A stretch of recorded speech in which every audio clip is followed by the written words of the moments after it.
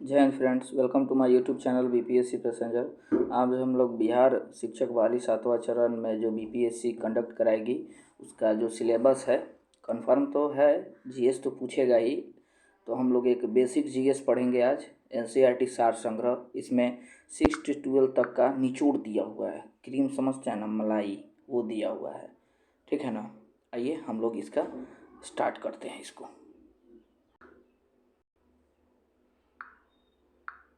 देखिए, भारतीय राज्य व्यवस्था हम लोग शुरू करेंगे और उसके बाद भारतीय भूगोल शुरू करेंगे, ठीक है।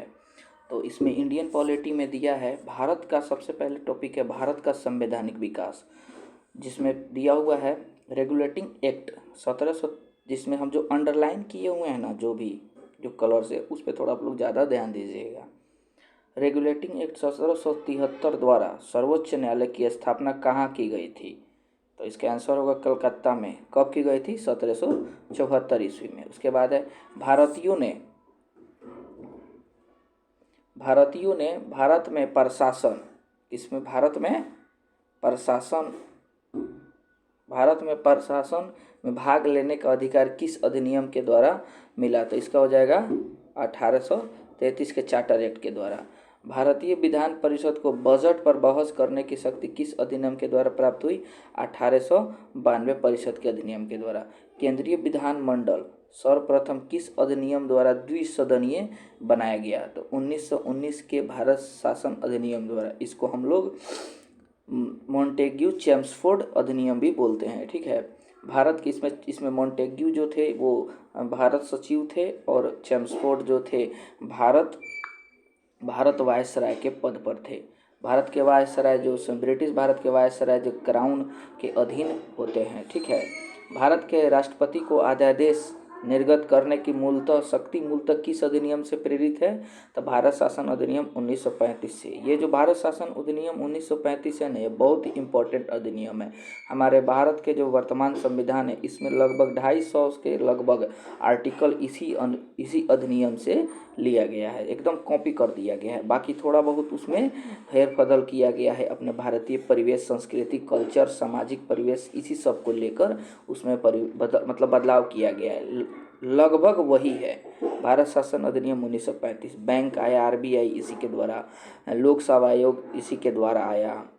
उसके बाद देखिए आगे देखते हैं भारत का संवैधानिक विकास। वो जो चीज़ है ना, हम शॉर्टकट में पढ़े हैं, उसका ये डीपली दिया हुआ है। फर्स्ट में ईस्ट इंडिया कंपनी के अंतर्गत, यानी कि भारत का जो संविधान बना, भारतीय संविधान, इसका शुरुआत कभी भी तो हुआ होगा ना, स्टार्टिंग कानून बनाने का। जब कानून बनना स्टार्ट हुआ, उससे पहले मनुस्मृति, मनुवाद चलता था भारत में। उसको ख़त्म करके अंग्रेज़ों ने क्या स्टार्ट किया? खुद का संविधान बनाना स्टार्ट किया। तो सबसे पहले कानून देखिए 2 तरह से बना। सबसे पहले ईस्ट इंडिया कंपनी का राज चलता था। 1857 की जब क्रांति हुई तो शासन क्राउन ने अपने अंडर ले लिया और गवर्नर जनरल को वायसराय कर दिया गया। तो उस समय फर्स्ट वायसराय कौन थे? लॉर्ड कैनिंग थे। और अंतिम भारत के गवर्नर जनरल कौन हुए? लॉर्ड कैनिंग ही हुए, ठीक है ना। तो दूसरा देखिए ब्रिटिश क्राउन के अंतर्गत, तो इसमें देखिए क्या है, कुछ नोटिस कीजिए आप लोग। ईस्ट इंडिया कंपनी के अंतर्गत जितना है ना, एक्ट आ रहा है, एक्ट लिखा जा रहा है, चार्टर एक्ट।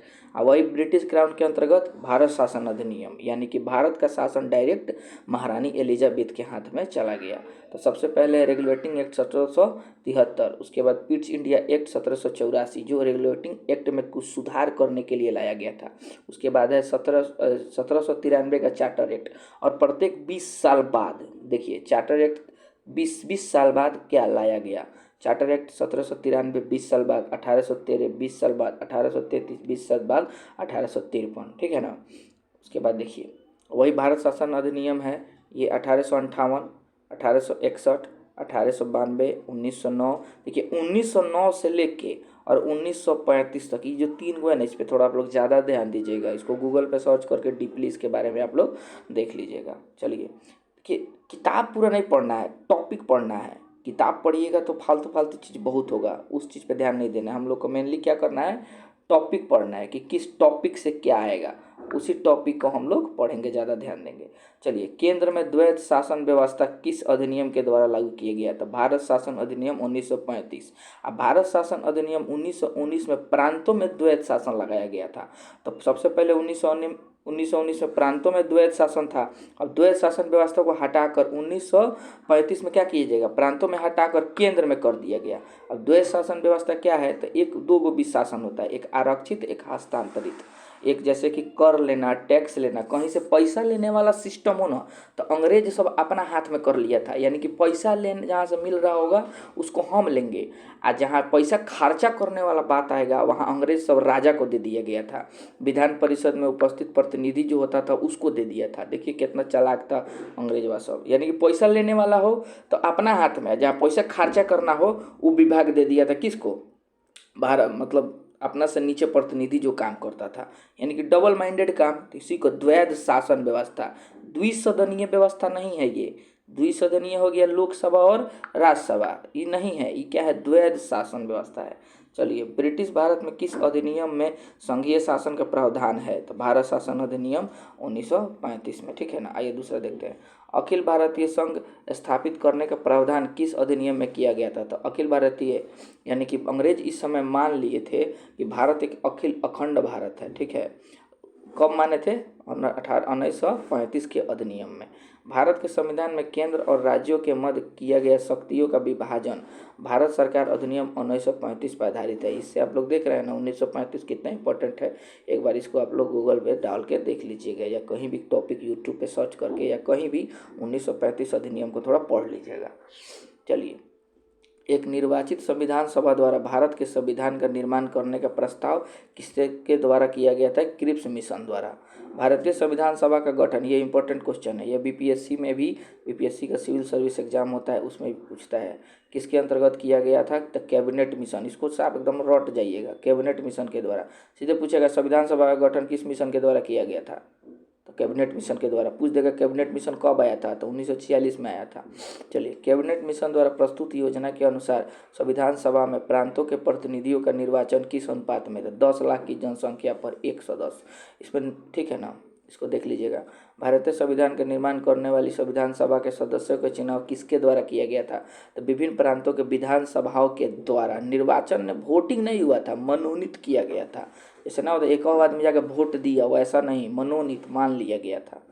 चलिए, अंतरिम सरकार, इसमें से नहीं, लगभग नहीं क्वेश्चन पूछेगा, एक दो आप लोग देख लीजिएगा। जैसे कि जवाहरलाल नेहरू का विभाग देख लीजिएगा, राष्ट्रमंडल संबंधी तथा विदेशी मामले, सरदार वल्लभ भाई पटेल का, डॉक्टर राजेंद्र प्रसाद का, उसके बाद से लियाकत अली खान वित्त मंत्री। नीचे वाला देखिए क्या लिखा है। भारत शासन अधिनियम 1919 की समीक्षा करने के लिए वर्ष 1927 में साइमन कमीशन का क्या किया गया था?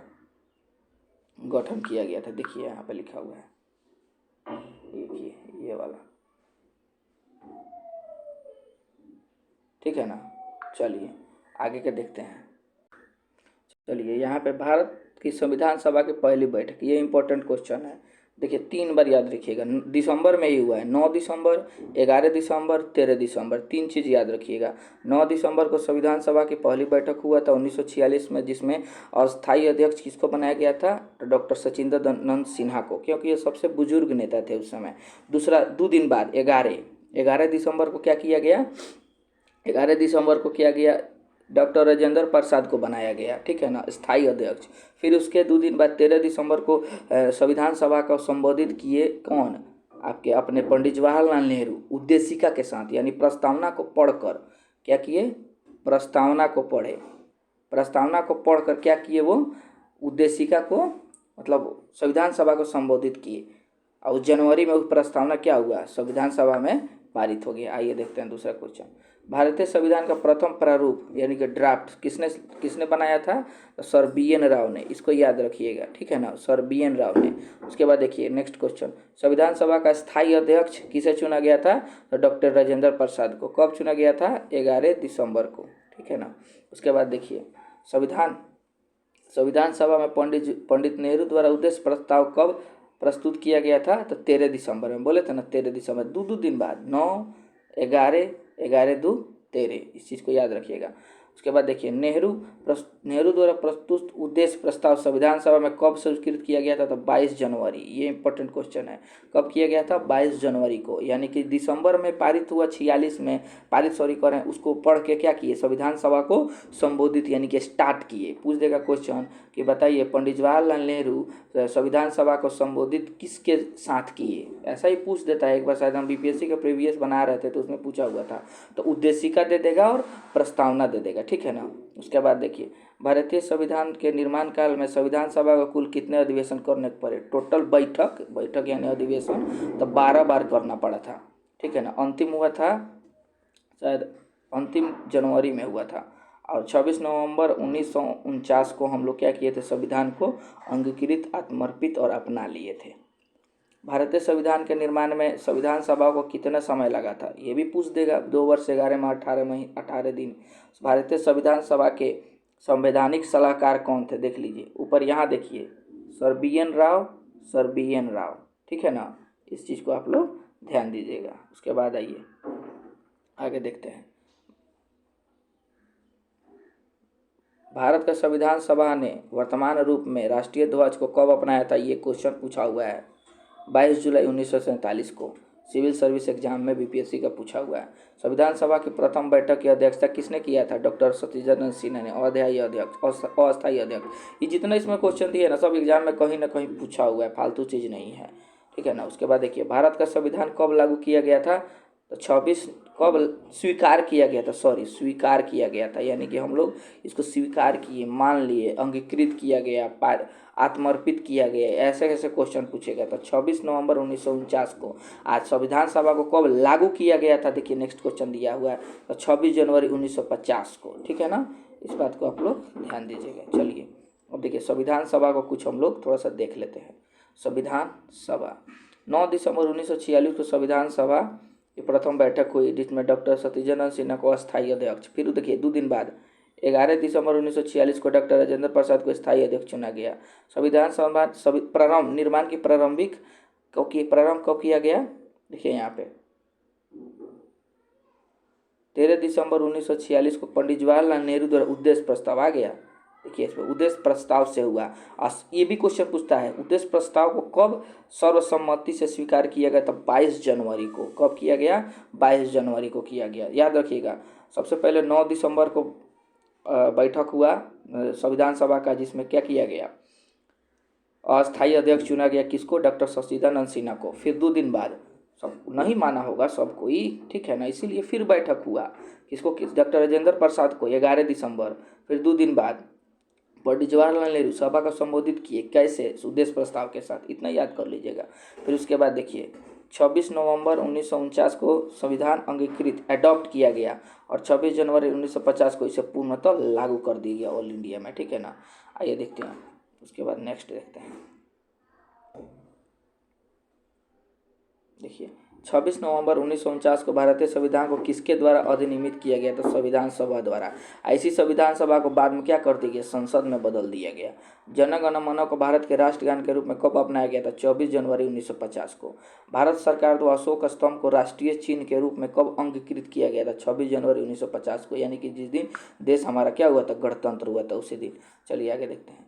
संविधान सभा की सलाहकार समिति के अध्यक्ष कौन थे? तो सरदार वल्लभ भाई पटेल थे।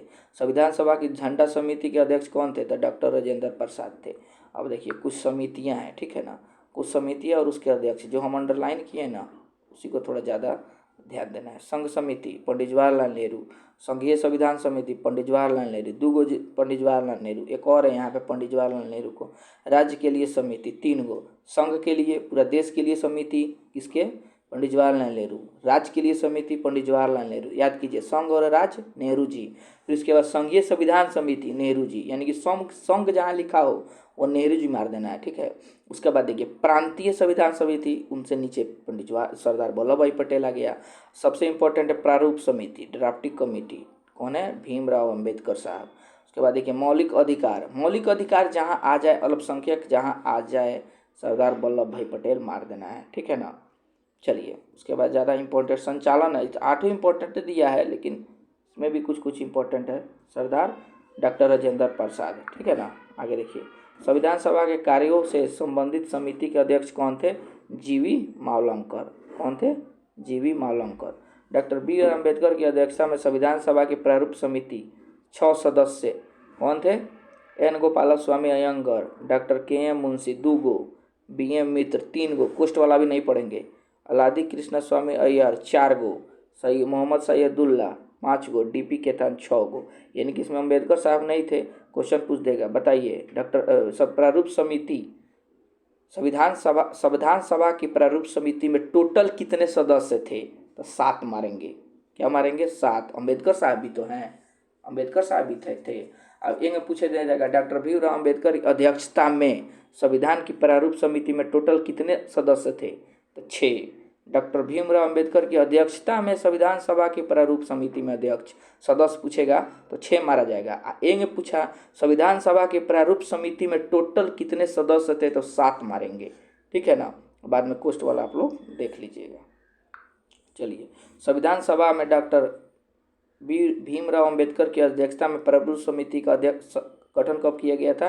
तो 29 अगस्त 1947 को। चलिए, डॉक्टर बी आर अम्बेडकर का संविधान सभा में निर्वाचन किस प्रेसिडेंसी से हुआ था?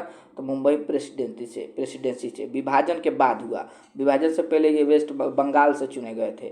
जो बाद में विभाजन हो गया ना, तो बंगाल चला गया पूर्वी पाकिस्तान के रूप में, जो वर्तमान में बांग्लादेश है। चलिए, अब एक और थोड़ा सा देख लेते हैं। नीचे लाइन जो लाइन लिखा हुआ है ना, देखिए कौन सा। भारत का संविधान मूलतः 2 भाषाओं हिंदी और अंग्रेजी में लिखा गया था तथा सभी सदस्यों ने इस पर क्या किया था? हस्ताक्षर किया था।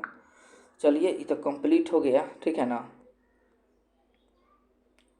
और देखिए, करना यही है कि हम लोग को ना गहन अध्ययन करना है। क्या है कि बीपीएससी एग्जाम ले रहा है, फर्स्ट बार ले रहा है, कैसा लेगा कोई नहीं जानता है, लेकिन थोड़ा बहुत हम लोग बीपीएससी का सिविल सर्विस के जैसा तैयारी करेंगे। यानी कि ग्रुप डी और लुसेंट पढ़ला से नहीं होगा। लुसेंट पढ़ के सोचिएगा निकाल लें तो नहीं निकलेगा बाबू। ठीक है ना। क्या है कि थोड़ा सा हार्डली एग्जाम पूछेगा। आप प्रीवियस ईयर उठा के देख लीजिए, बीपीएससी शिक्षक बहाली जो हुआ था 1993 में, कैसा पूछा हुआ है, वो प्रीवियस ईयर आपको मिल जाएगा। अरिहंत का जो बीपीएससी प्रैक्टिस सेट आता है ना, प्रीवियस ईयर का, उसी में मिल जाएगा। तो आप लोग एक बार बना के देख लीजिएगा, उसको पता चल जाएगा किस तरह का उस समय पूछा था, अब किस तरह का। देखिए, मेनली सरकार को छांटना है। छांटने के लिए एक ही प्रक्रिया है, क्वेश्चन हार्ड आएगा। पूछने का तरीका तो उतना सिविल सर्विस के जैसा नहीं देगा, लेकिन हार्ड आएगा क्वेश्चन। इस बात को आप लोग मान के चलिएगा। हार्ड आएगा तो हम लोग बार बार पढ़ेंगे। क्या करेंगे? बार बार एक ही चीज़ को पढ़ेंगे। बार बार जब पढ़ेंगे ना, तो देखने से बार बार दिमाग में सेट हो जाएगा। और सेट प्रैक्टिस पे अभी ध्यान नहीं देना है। सेट प्रैक्टिस पे अभी ध्यान नहीं देना है। क्या है कि सेट प्रैक्टिस आदमी तब निकलिए जाएगा। हम सीटेट दिए थे तो एक भी सेट प्रैक्टिस नहीं मारे थे, मेरा 110 के लगभग आया हुआ है।